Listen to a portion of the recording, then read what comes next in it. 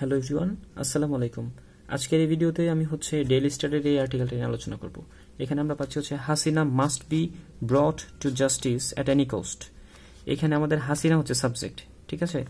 এই must be ব্রট এটা হচ্ছে আমাদের ভার্বের পার্ট, মাস্ট বি ব্রট, ঠিক আছে। আর এখানে টু জাস্টিস হচ্ছে নন ফাইনিট ভার্ব, আর অ্যাট এনি কস্ট এটা একটা ফ্রেজ, ঠিক আছে। অ্যাট এনি কস্ট অর্থ হচ্ছে যে কোনো মূল্যে, ঠিক আছে। আচ্ছা, এখানে দেখেন আমি আপনাকে মানে অর্থগুলো বলি। দেখেন, ব্রিং টু জাস্টিস মানে হচ্ছে বিচারের আয়ত্তায় আনা, ঠিক আছে। ব্রিং টু জাস্টিস মানে ব্রিং হচ্ছে আমাদের প্রেজেন্ট ফর্ম, ঠিক আছে। আর ব্রট হচ্ছে পাস্ট ফর্ম, আর এটা হচ্ছে ভিচি ব্রট, ঠিক আছে। ব্রিং থেকে ব্রট ব্রট। আচ্ছা, আমরা এখানে গ্রামারের পার্টগুলো শিখে নিব, ঠিক আছে। দেখেন, এই সেন্টেন্সটা সাধারণত আমাদের প্যাসিভে করা। এখন প্যাসিভ মানে কি? প্যাসিভ হচ্ছে সাবজেক্ট যখন নিজে ভার্বের কাজটা করবে না তখন থেকে প্যাসিভ বলে। দেখেন, আমি এখানে লিখেছি ভার্বের কাজ সাবজেক্ট করলে সেটা অ্যাক্টিভ ভয়েস, আর যদি সাবজেক্ট নিজে না করতে পারে তাহলে সেটা প্যাসিভ ভয়েস। এটার বিষয়টা কি? বিষয়টা দেখেন, সেজন্য আপনাকে সবসময় যদি আপনি অ্যাক্টিভ প্যাসিভ বা ইংলিশ ভালো করে জানতে চান, আপনাকে এই যে ভার্বের যে তিনটা ফর্ম থাকে, আমরা ছোটবেলা থেকেই এই তিনটা ফর্ম শিখে আসি, V1 V2 V3। দেখেন, ব্রিং অর্থ আনা, ব্রট হচ্ছে পাস্ট ফর্ম, আর ব্রট V3, ঠিক আছে। V2 এবং V3 দুইটাই সেম। তো এখানে আমরা সেন্টেন্স দেখেন, অ্যাক্টিভ মানে কি? অ্যাক্টিভ মানে হচ্ছে সাবজেক্ট যদি ভার্বের কাজটা করে তাহলে অ্যাক্টিভ, ঠিক আছে। যেমন আই ব্রিং ইট, ব্রিং অর্থ আনা, তার মানে আমি এটি আনি, ঠিক আছে। দেখেন, আনার কাজটা কে করতেছে? সাবজেক্ট করতেছে, মানে এটা হচ্ছে অ্যাক্টিভ। আর এই স্ট্রাকচারগত দিক থেকে সাবজেক্ট V1 থাকলে, তারপর যদি অবজেক্ট থাকে বা বাকি অংশ থাকে, তখন সেটাকে আমরা বলি সাবজেক্টের পরে V1 থাকলে প্রেজেন্ট ইনডিফিনিট টেন্স বলি। আর যদি V2 থাকে তখন আমরা পাস্ট ইনডিফিনিট বলি, ঠিক আছে। আচ্ছা, তো এটাকে প্যাসিভ করলে এরকম হয়। আর কি বলছি প্যাসিভে? সাবজেক্ট যদি ভার্বের কাজ না করে তাহলে সেটা প্যাসিভ হয়। দেখেন, ইট ইজ ব্রট, এই যে দেখেন, এই পার্টটা আমাদের প্যাসিভ স্ট্রাকচার হয়ে গেছে। কেন প্যাসিভ স্ট্রাকচার হয়েছে? এখন আমরা জানি যে প্যাসিভ করতে গেলে সবসময় আমাদের যখন অ্যাক্টিভে থাকবে সেটাকে, সেই ভার্বটাকে, দেখেন এটা V1 আছে, এটাকে আমি V3 করতে হয়, ঠিক আছে। এবং তার পূর্বে কাউকে আনতে হয়, যেহেতু এটা প্রেজেন্ট টেন্স ছিল সেজন্য আমাদের এই অক্সিলারি হিসেবে ইজ আনতে হয়, বা এম আনতে হয়, বা আর আনতে হয়। এখন যেহেতু সাবজেক্ট আমাদের ইটের ক্ষেত্রে আমাদের ইজ আনতে হয়, কারণ ইট হচ্ছে সিঙ্গুলার, সেক্ষেত্রে আমাদের ইজ আসছে, ঠিক আছে। তো দেখেন, এটি আনা হয়, আমি এখানে লিখতে পারি বাই মি। তো অ্যাকচুয়ালি আমরা যখন ডেইলি সেন্টেন্সগুলো ইউজ করি, বা আমরা যখন পেপার পড়ি বা কোনো আর্টিকেল পড়ি, হ্যাঁ, এবং বই পড়তে গেলে দেখি যে সবসময় প্যাসিভ স্ট্রাকচারগুলো থাকলে সেটার অবজেক্ট প্লাস বাকি অংশটা থেকে সেটা দেয়া থাকে না। তো সেক্ষেত্রে আমরা এই ভার্বের পার্টটা দেখলেই বুঝতে হবে যে এটা অ্যাক্টিভ না প্যাসিভ। আর দেখেন, সাবজেক্ট যদি কাজ না করতে পারে, দেখেন ইট তো আনার কাজ করতে পারে না, ইট অর্থ এটি, তো এটি তো আনার কাজ করতে পারে না। দেখেন, আই ব্রিং, আমি আনি, আনার কাজটা সাবজেক্ট করতে পারতেছে, বাট ইট যখন সাবজেক্ট হচ্ছে তখন তো এটা ইট কি করতে পারে না, সাবজেক্টের কাজটা, মানে সাবজেক্ট ইট তো আর এই আনার কাজটা করতে পারে না, সেজন্য এটা প্যাসিভ। তার মানে এটি আনা হয়, এই ধরনের বাংলা করতে হয়, ঠিক আছে। এই অর্থগত দিক থেকেও আমাদের বাংলাটা ডিফারেন্স হয়ে যায়। যেমন আপনি আরেকটা জিনিস দেখেন, যেমন আই মাস্ট ব্রিং ইট, মানে আমি এটি অবশ্যই আনবো। তো সেই ক্ষেত্রে দেখেন, এই মাস্ট হচ্ছে মডাল ভার্ব, মডাল ভার্বের পরে সবসময় ভার্বের বেস ফর্ম বসে, ঠিক আছে। তো দেখেন, এটাকে যখন আমি প্যাসিভ করব, যখন প্যাসিভ করতেছি, আমাদের প্যাসিভের ক্ষেত্রে অবজেক্টটাকে সাবজেক্ট করতে হয়, অ্যাক্টিভের যে অবজেক্ট থাকে সেটাকে প্যাসিভ করতে গেলে সাবজেক্ট করতে হয়, আর আমাদের যে অ্যাক্টিভের সাবজেক্ট থাকে সেটাকে বাই যুগে, মানে প্রিপোজিশন যুগে অবজেক্টের জায়গায় লিখতে হয়। আর আমাদের আমরা কি বলছিলাম যে মেইন যে ভার্বটা থাকবে সেটা সবসময় V3 হয়, ঠিক আছে। মডাল ভার্বের পরে আমাদের ভার্বের বেস ফর্ম বসে, V1 বসে, ঠিক আছে। বাট আমাদের মডাল দেখেন, এখানে আমাদের প্যাসিভ করতে গেলে আমাদের রুলস প্যাসিভ করতে গেলে সবসময় V3 বসে, এই দেখেন V3 বসছে। তো ইট মাস্ট বি, এই যে আমাদের এক্সট্রা কাউকে আনতে হয়, এই এক্সট্রা কাউকে আমরা মডাল ভার্বগুলোর পরে সবসময় আমাদের বি আনতে হয়, ঠিক আছে, এক্সট্রা হিসেবে প্যাসিভ করতে গেলে। তার মানে ইট মাস্ট বি ব্রট, আমার দ্বারা অবশ্যই, যেমন বাই মি, আমার দ্বারা অবশ্যই এটি আনা হবে বা নেওয়া হবে, ঠিক আছে। দেখেন, আমার দ্বারা অবশ্যই এটি নেওয়া হবে, মানে এটার বাংলাটা একটু ডিফারেন্ট। আমি অবশ্যই এটি আনবো, আর আমার দ্বারা অবশ্যই এটি নেওয়া হবে, ঠিক আছে। এটি নেওয়া হবে কার দ্বারা? আমার দ্বারা, ঠিক আছে। আচ্ছা, আমরা এখন মেইন পার্টে যাই। দেখেন, এখানে আমরা মেইন পার্টে পাচ্ছি হাসিনা মাস্ট বি ব্রট, হাসিনাকে অবশ্যই আনা হবে টু জাস্টিস, বিচারের আয়ত্তায় আনা হবে। দেখেন, ব্রিং টু জাস্টিস এটা একটা ফ্রেজাল ভার্ব। তো ফ্রেজাল ভার্ব অর্থ ব্রিং থেকে কি ব্রট, ব্রিং।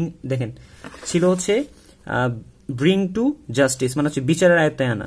তার মানে এটা থেকে কি হলো, আমাদের হচ্ছে প্যাসিভ সেন্সের কারণে এখানে হচ্ছে ব্রট আসছে V3, দেখেন ব্রট টু জাস্টিস মানে হ্যাঁ এট এনি কস্ট, যে কোনো মূল্যে। আচ্ছা, তার মানে হাসিনাকে অবশ্যই যে কোনো মূল্যে বিচারের আয়ত্তে আনা হবে।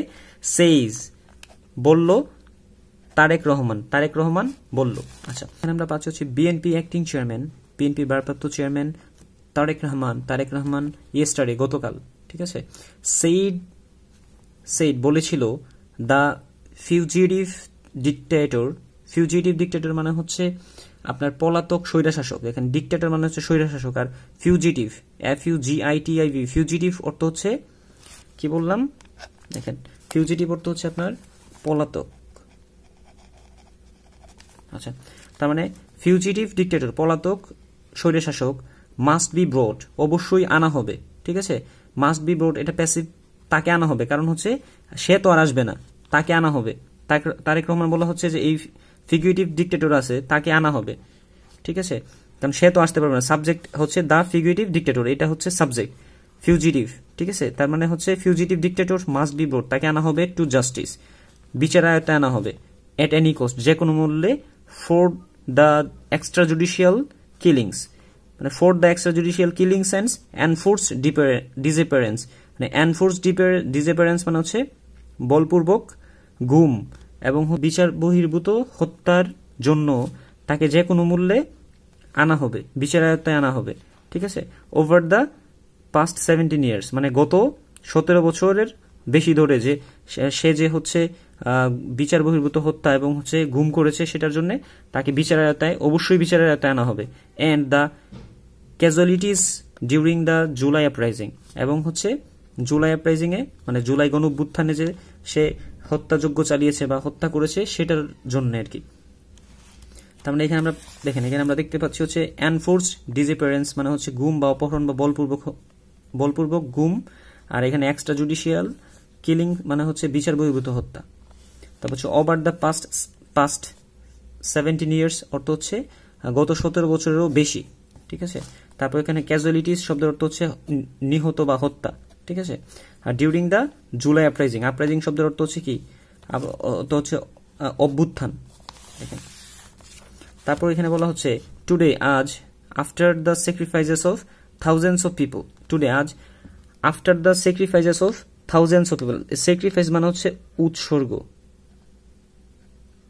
বা ত্যাগ, ঠিক আছে, উৎসর্গ বা ত্যাগ। দেখা তার মানে হচ্ছে টুডে আজ after the sacrifices of, today আজ after the sacrifices of thousands of people. তার মানে হচ্ছে দেখেন স্যাক্রিফাইসের শব্দের অর্থ হচ্ছে উৎসর্গ বা ত্যাগ, ঠিক আছে। আজ দেখেন থাউজেন্ডস অর্থ হচ্ছে হাজার হাজার, ঠিক আছে। থাউজেন্ডস অফ পিপল মানে হাজার হাজার মানুষের ত্যাগের বিনিময়ে, ত্যাগের পর, আফটার অর্থ হচ্ছে পরে। আজ আমরা আমরা ম্যানেজড করেছি to free Bangladesh from tyranny, এই টার্নি থেকে মানে হচ্ছে এই স্বৈরশাসক থেকে আমরা কি করলাম, এই বাংলাদেশকে মুক্ত করতে সক্ষম হয়েছি। ম্যানেজড মানে সক্ষম হওয়া, ঠিক আছে। আচ্ছা, তারপরে এখানে বলতেছে হি সেইড সে বলেছিল, উইদাউট টেকিং এনি নেমস মানে কোনো নাম নেওয়া ছাড়া সেটা বলেছিল। তার মানে সে বলেছিল যে আমরা হচ্ছে হাজার হাজার মানুষের ত্যাগের বিনিময়ে আজ আমরা এই বাংলাদেশকে স্বৈরশাসকের হাত থেকে মুক্ত করতে পেরেছি, ঠিক আছে। থাউজেন্ডস অফ পিপল মানে হাজার হাজার মানুষ, দেখেন থাউজেন্ডস অফ পিপল এরকম যখন হবে তখন হাজার হাজার মানুষ বা হান্ড্রেডস অফ পিপল মানে শত শত মানুষ এরকম বোঝায়।